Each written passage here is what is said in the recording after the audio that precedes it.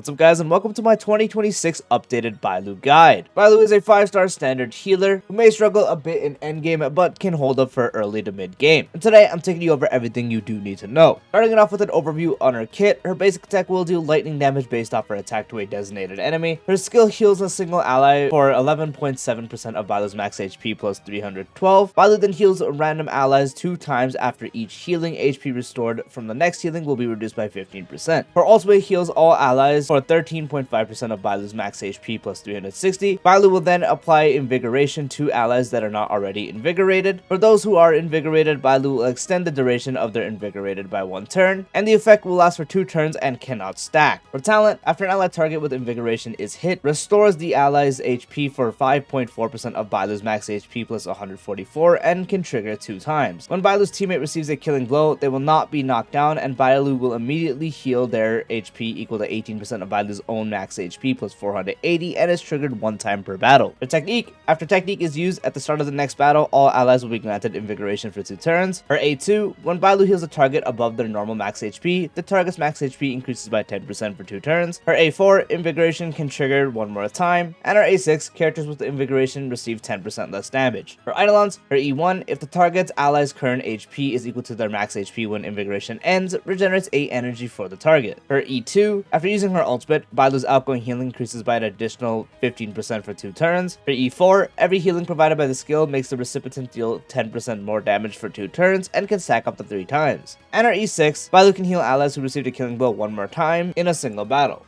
For Lightcones, her best install overall still is Woko's signature Lightcone, increasing the wearer's energy regen rate by 12%. When any ally uses their ultimate, the wearer restores HP for the ally currently with the lowest HP percentage by an amount equal to 10% of the healed ally's max HP, and when the wearer provides healing for an ally, increases the healed ally's attack by 2.4%, that stacks up to 5 times and lasts for 2 turns. For healers, regen rate is going to just overall be good. Since a lot of healing can come from their ultimate, Bailu is no different. She heals on her ultimate and she also applies the Invigoration that can be extended, so this Lightcone actually providing you energy regen rate is very valuable. On the flip side, it gives your entire team access to heal each other, because now if someone else ults that isn't just the wearer, so not just Bailu being able to provide healing, if someone else ults, the person with the lowest HP will recover HP, so it gives you access to an emergency heal in a lot of cases. And it also does provide some buffing capability, because Bailu doesn't have a form of buffing unless you have her E4 in base kit, so this Lightcone providing an attack increase, assuming that the team you put Bailu with this Lightcone on is able to benefit from attack, it does provide a form of buffing, which if you're running her alongside something like Castress or Evernight, unfortunately this buff is entirely useless since they don't scale off attack, but if you're just using her as a general sustain with another character that does scale off attack, they will get this buff and it can actually add up to some solid attack percent buffs. So overall, with everything it provides, it is a valuable Lightcone. Her own Lightcone, Time Waits for No One, is also usable, increases the wearer's max HP by 18% and outgoing healing by 12%. When the wearer heals allies, record the amount of outgoing healing. When any ally launches an attack, a random attacked enemy takes additional damage equal to 36% of the recorded outgoing healing value. The type of additional damage is the same type as the wearer's. The additional damage is not affected by other buffs and can only occur 1 time per turn. So it does amplify her main role as being a healer sustain. The max HP increase is going to make her heal more since it scales off her HP, and at the same time it's increasing outgoing healing, which is also going to increase the healing amount. So this Lightcone is a big jump when it comes to healing amounts. Since she can actually heal a lot, the recorded value of outgoing healing to a additional damage multiplier is not going to be something that's like super game changing, but it is just a tiny bit of extra damage that can help you wiggle down enemies that maybe survive with a little bit of HP. So that extra part is also good for that scenario, which also makes this Lightcone very strong on her as well. Post-op conversation, a universally good abundance Lightcone, no different for Bailu as well, which will increase the energy regen rate for the wearer by 8% and increases their outgoing healing when they use their ultimate by 12%. And at S5, it is 16% energy regen rate and a 24% increased outgoing healing in ultimate. Very simple, it just provides you more energy regen rate so you can get your ultimate more, and then the healing from your ultimate is going to provide even more healing. Just universally good for the healer role, and now Bailu's ultimate can also heal more and you can get your ultimate quicker, which is why it's also good on her. The Battle Pass Lightcone onto Tomorrow's Moral also is good, increasing the wearer's outgoing healing by 12%. When an ally target's current HP percentage is greater than or equal to 50%, increases damage dealt by 12%. And at S5, it's 24% outgoing healing increase with a 20% increase to damage dealt. So again,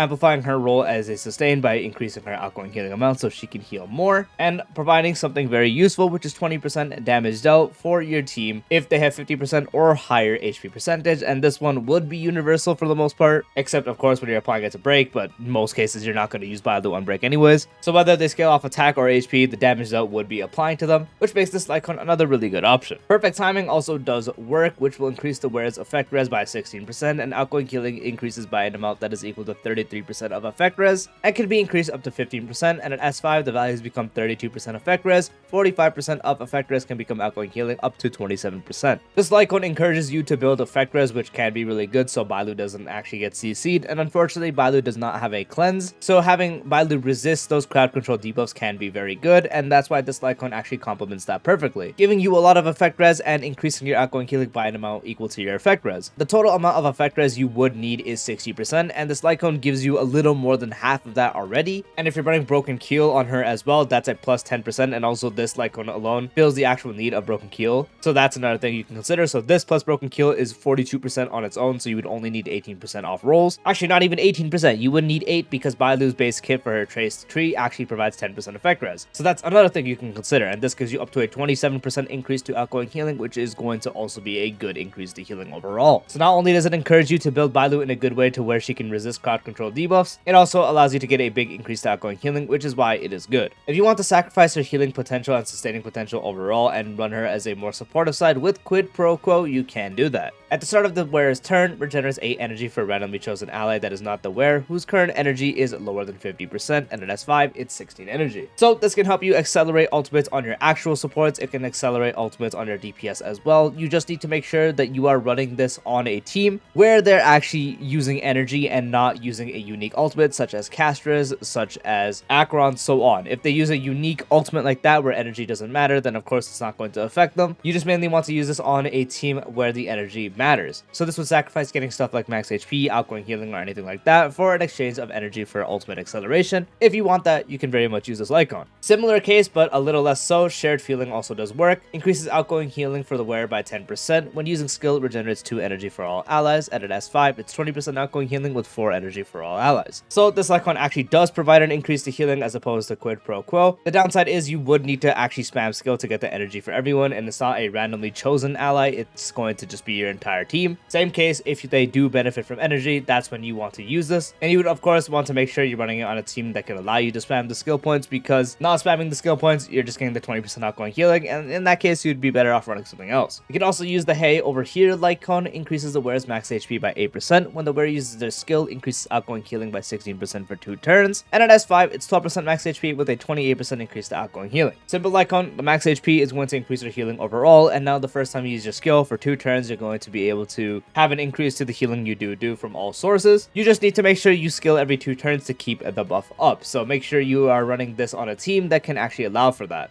For relic sets, overall the best in slot is 4-piece Warrior Goddess, which 2-piece increases speed by 6%. 4-piece when the wearer or their memo spread provides healing to allied targets other than themselves, the wearer gains Gentle Rain, which will last for 2 turns and triggers once per turn. While the wearer has Gentle Rain, speed increases by 6% and all allies crit damage increases by 15% and cannot stack. This relic set provides you up to a 12% increase to speed. 2-piece would provide 6%, so just good for building overall, and the 4-piece when the actual effect activates, you get an additional 6%, which is going to be good since you want to build Bailu with as much speed as possible. On top of that, it gives you access to give everyone on the team 15% crit damage, so assuming they like crit damage, this gives Bailu another form of buffing, which is very valuable. And since she is indeed able to heal the entire team, getting the actual stack of this is very easy, making it her overall best in slot. You can also run 4-piece Hackerspace, 2-piece is the same with increasing speed by 6%. 4-piece when the wearer uses their ultimate on an ally, speed for all allies increases by 12% for 1 turn and cannot be stacked. As I mentioned with Warrior Goddess, 2-piece speed will give you just a 6% speed increase to make it easier to build. 4-piece is able to just give everyone 12% speed for that 1 turn, and since Bailu does use her ultimate on your team, it actually is able to be used. When you are using this Lightcone though, and you're giving everyone the speed buff, be sure to account for any specific speed tunings, because speed tuning, the way it works is when you get percentage buffs from someone else,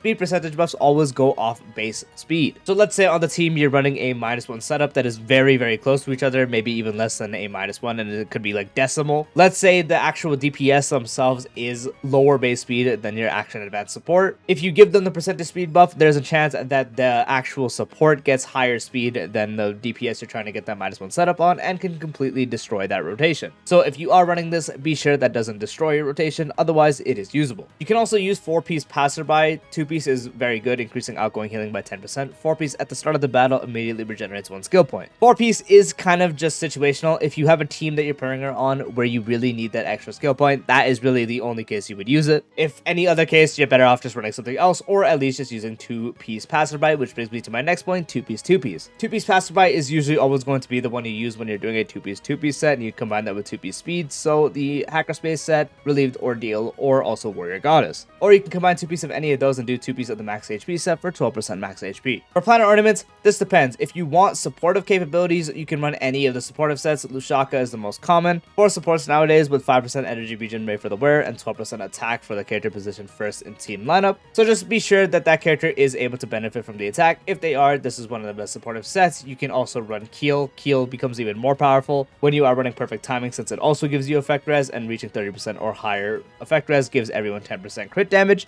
A little more outdated because it doesn't provide energy regen, but it still is usable. At the same time, you can also use Penacony if you're running her on a team where the primary DPS is lightning, also providing 5% energy regen rate and increasing damage by 10% for all other allies that are the same type as the wearer, in this case lightning. So again, if you're pairing her with the lightning DPS, Penacony becomes usable, and Ageless is actually kind of better on her usually than not, because the max HP increase is going to result in more healing since she scales off HP for her healing, and then when reaching 120 speed or higher, which will not be a problem, you give everyone 8% attack, so as long as they benefit from attack, you can run this. However, if you just want to get the most actual healing output, the Giant Tree set would be your way to go, which will increase the wearer speed by 6%. When the wearer speed is 135/180 or higher, the wearer and the Remember Sprite's outgoing healing increases by 12%/20%. Reaching 180 speed can be a bit difficult even with having the Gentle Rain buff active on the Warrior Goddess set, giving you up to a 12% speed buff, the 6% from the 4-piece and 6% from the 2-piece. Plus this for an additional 6%, it still can be difficult, but even with the 135 increase giving you 12% outgoing healing, this is still going to be the best for pure healing output. And if you're able to reach 180 speed, be it out of battle or in battle, that makes this a lot better. So if you want the best healing output, the Giant Tree set would be your way to go.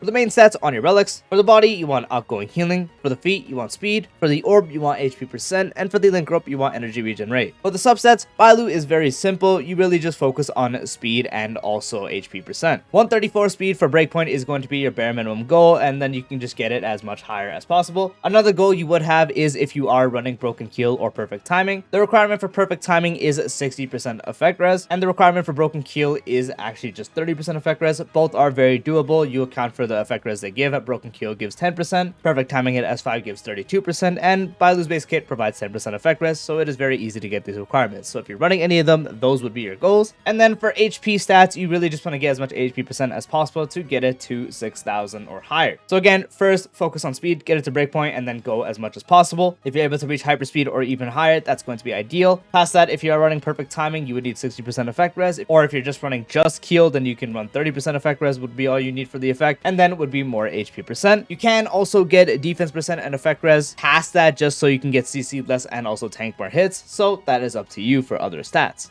For team building, it's really simple. Really, just any team you need some form of healing. I will iterate now, Bailu will never ever be the best option for any single team. She's really only just used if you have no other option and you just need a healer on that team. So really, you can just put her anywhere. I don't even gotta give you examples. So just pick a team that you need her on if you just have no other sustain available. Like let's say maybe your one sustain is Danheng, and he's used up on a different team, and then Bailu's your only other sustain, and you want to use her with the Castrus team. In that case, obviously, it would be Bailu. Then you would put Castrus on the team. Other teammate would be Evernight, and then last slot would go to Tribi or Cyrene, depending on what you're doing. So the team would look something like this. And that's honestly really the example I need to give. Again, really, Bailu would only be the option you use if you have absolutely no other option to use. And then for this team specifically, where you want to HP drain, or just any HP drain in general, such as Evernight, Castrus, or even Blade or Maide, in those cases, you want to run a healer. If you have no other healer option, really, then Bailu would just be on those teams primarily. But again, Bailu just is a general sustain you can use on any team where you absolutely need to use her. And that is my full 2026 updated Bailu guide. I do hope you found this video helpful. If you did, dropping a like would be greatly appreciated. If you're new to the channel or haven't done so already, be sure to subscribe and turn on the bell icon for future videos like this, along with all other types of Star Wars content. I also do want to say this was my final guide for the 2026 standard characters. So if you're interested in any single one of the standard characters, so Japard, Bronya, Himiko, Clara, Weld, Yanching, and the Bailu one you're watching now, you can check them out all on my channel, or just check the playlist section where I have them all in a singular playlist. Check out the description to check out my Archives channel, and I'll see you later. Peace out.